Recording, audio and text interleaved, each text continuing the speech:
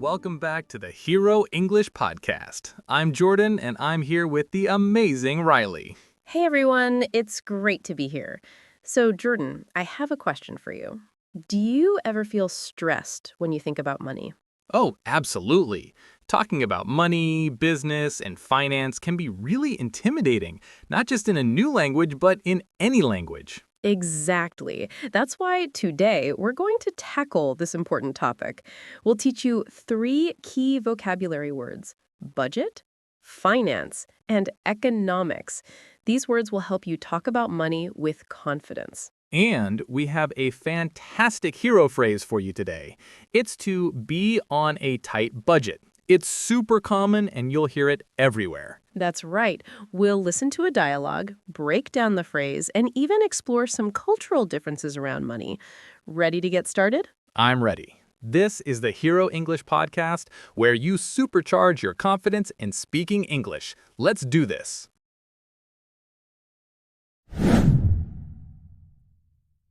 All right, let's start with our first word, budget. A budget is a plan for how you will spend your money. For example, our company has a strict budget for travel this year. Okay, so it's like a money plan. Could I say my family has a good budget? That's a really common mistake.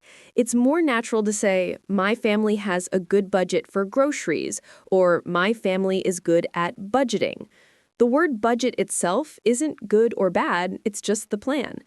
Another example is, I need to create a budget to save for a new car.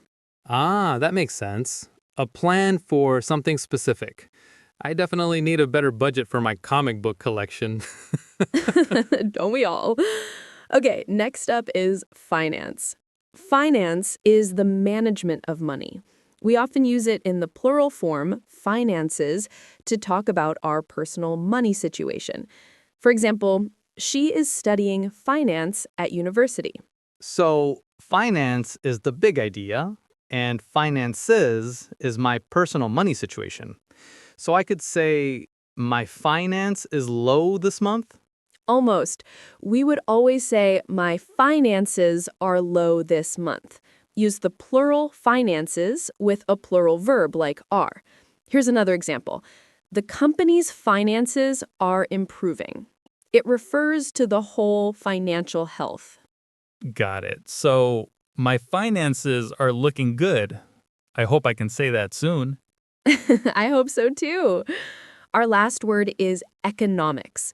This is the study of how goods and services are produced, sold, and used. It's an academic subject, like history or science. For instance, basic economics can help you understand the news. Okay, so it's the study. So the economics of starting a new business is complicated. Is that right? Close again, Jordan. Even though it ends in S and sounds like one subject, we treat the word economics as plural when talking about the financial aspects of something. So you would say the economics of this project are complicated. It means the financial factors are complicated. Wow, okay. The economics are, not is.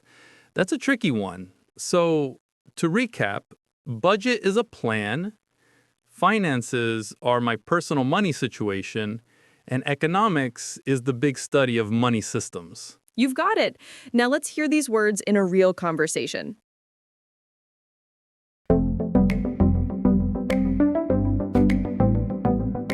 Hey, Anna, do you have a minute to talk about our weekend trip? I was looking at the budget we made. Sure, Tom. What's up? Is our budget too low? I know we're trying to save money. Well, the hotel prices are higher than I expected. It's going to be tough to stick to that budget. My personal finances are not great this month. Oh, no. My finances are a bit stretched, too. We are on a tight budget, that's for sure. Did you look at any other options? I did. I even looked at staying outside the city, but the transportation costs ruin the budget. It's simple economics, really. The cheaper hotels are far away, so you spend more on travel. That's true. The economics of travel can be tricky. We need a new plan. How's your finance knowledge? Maybe we can find a creative solution. I'm no expert in finance, but I am good at finding deals. What if we look at guest houses instead of hotels? They are usually cheaper. That's a great idea. It might save our whole budget. I'll check some websites now. Being on a tight budget doesn't mean we can't have fun. Exactly. The economics of this idea are much better. A cheaper room means more money for food, my kind of finance. Perfect. Let's make a new budget with that in mind. I'm feeling much better about our finances for this trip now. Me too. This proves that with a little creativity, we can manage our money well. It's not about complex economics, just smart choices. You said it, Tom. We figured out the money side of things, so now we can just look forward to the trip. That dialogue was great. Now let's expand on that with some related phrases. First up, financial planning. Financial planning. It sounds so serious and official. It can be, but it just means the process of managing your money to achieve your goals. For example, good financial planning is essential for retirement. Or, more simply, we need to do some financial planning for our vacation. So it's like making a long-term budget. I once tried financial planning for a month and just ended up with a lot of confusing charts. That's a common experience. It doesn't have to be complicated. Okay, next phrase.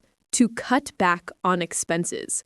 This means to reduce the amount of money you spend.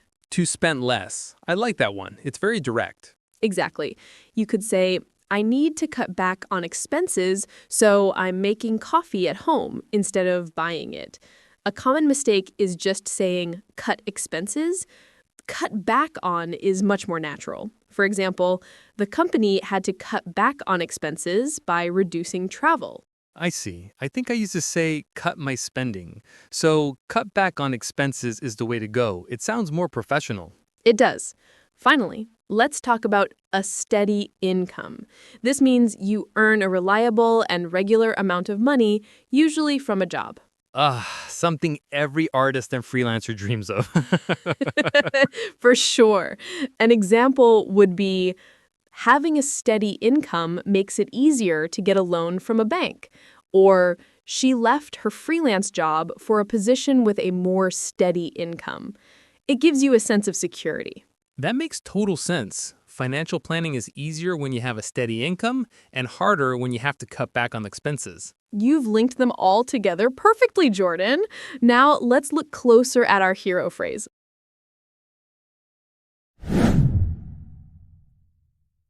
Okay, it is time for our hero phrase. Today's phrase is to be on a tight budget. This phrase simply means you have a very limited amount of money to spend. You have to be careful with your money. For example, after buying the car, we're on a tight budget for the rest of the month. It's a great way to politely say you can't afford something. Let's look at a few variations. You could also say, money's a bit tight right now. Or we're watching our spending. That one sounds a little less negative. And another one is we have to be careful with our money. Let's see how these work in different situations. How about a work scenario, Jordan? Okay, imagine two colleagues. One says, let's order the premium software. The other could reply, I'd love to, but we're on a tight budget this quarter. Perfect. It's professional and clear. Now for a casual situation with friends. Friend one asks, want to go to that new expensive restaurant tonight? Friend 2 could say, maybe next week. Money is a bit tight right now. It's friendly and honest. Exactly. And for a more serious or formal family discussion, one person might say, we need to start saving for a house. The other could respond, I agree. We have to be really careful with our money for the next year. It shows you're serious about the goal. Great examples. This phrase is incredibly useful. Jordan, can you repeat the main hero phrase for our listeners 3 times, nice and slow? Of course. Ready? To be on a tight budget. To be on a tight budget. To be on a tight budget.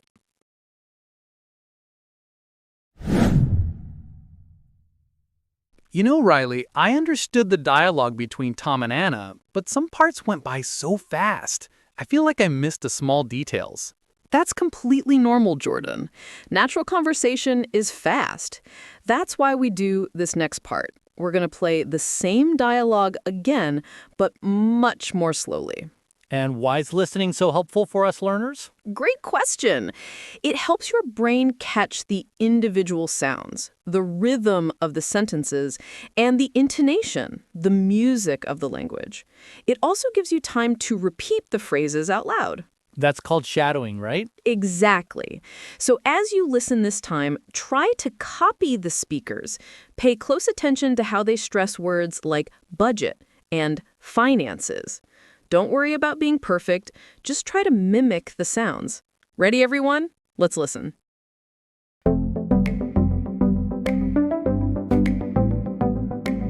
Hey, Anna. Do you have a minute to talk about our weekend trip? I was looking at the budget we made. Sure. Tom, what's up? Is our budget too low? I know we're trying to save money. Well, the hotel prices are higher than I expected.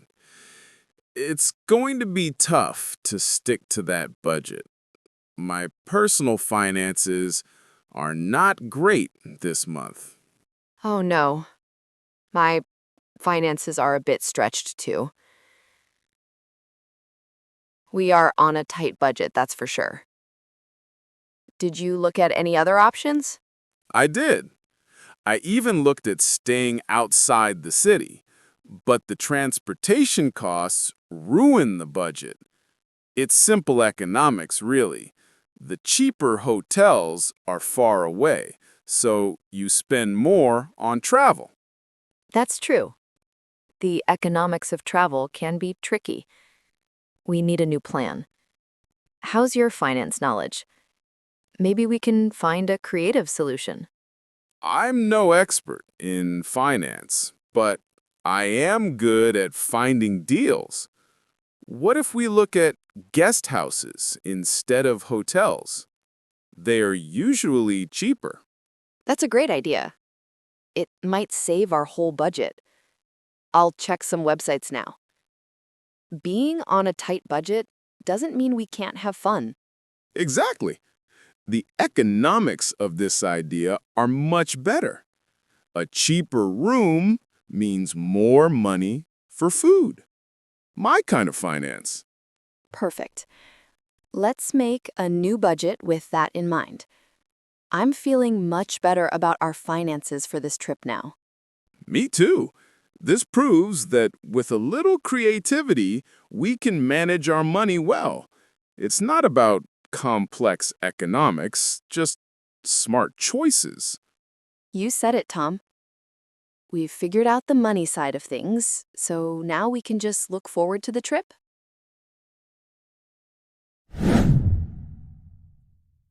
That was so much clearer.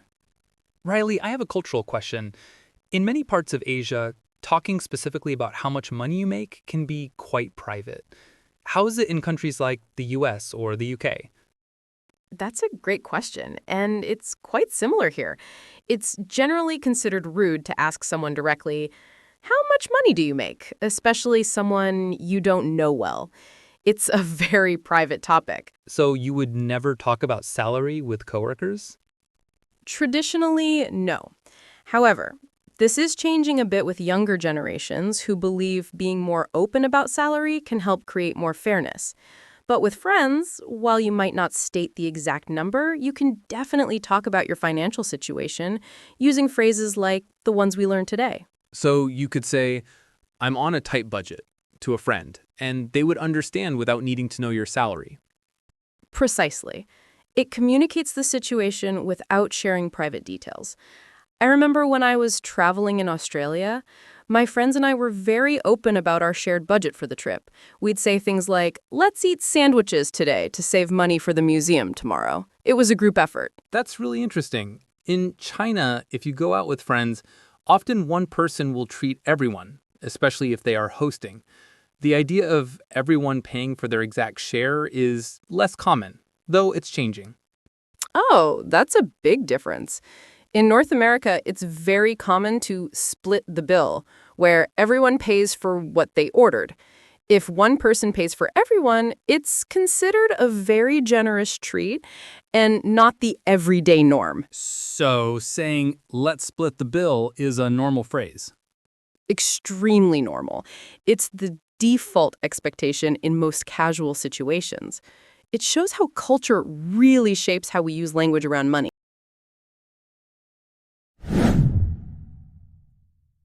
All right, it's time for a listener question. This one comes from Maria in Brazil. She asks, "Hello, Jordan and Riley. I am always confused about the words economy and economics. When should I use each one? Thank you." That is a fantastic question, Maria, and a very common point of confusion. Thanks for asking. Let's break it down simply. Please do. Okay. Economy is a noun that refers to the system of trade and industry in a country or region. Think of it as the big machine. For example, the Brazilian economy is growing quickly, or tourism is very important for the local economy. So the economy is the actual system. Exactly. Now, economics is the name of the subject you study. It's the science of how that system works. For example, I am studying economics at university. Or John Maynard Keynes was a famous figure in the field of economics. Okay, so let me see if I can summarize this. The economy is the real-world system of money in a country. Economics is the school subject that studies that system. That's a perfect summary, Jordan. Economy is the thing. Economics is the study of the thing. Great question, Maria.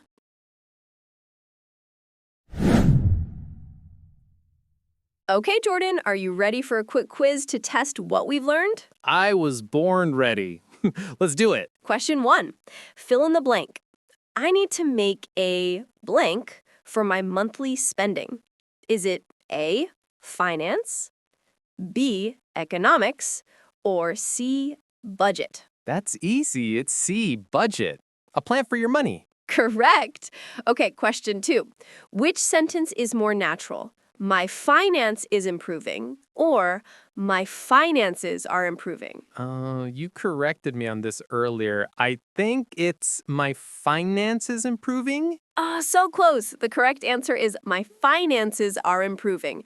We almost always use the plural form to talk about our personal money situation. Good try, though. Darn, I knew that. Okay, one more. Last question. What does our hero phrase, to be on a tight budget, mean? It means you have a limited amount of money and you need to be careful with your spending. Exactly right. 2 out of 3 isn't bad. And for everyone listening, how did you do? Try to answer the questions out loud next time.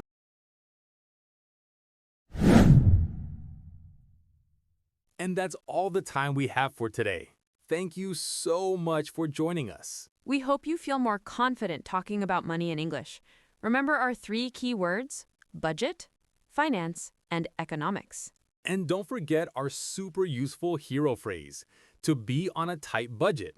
It's a lifesaver in so many situations. For your homework this week, we have a small challenge. Try to use the phrase on a tight budget or one of its variations at least 3 times. You can say it to a friend or even just to yourself. Practice is everything.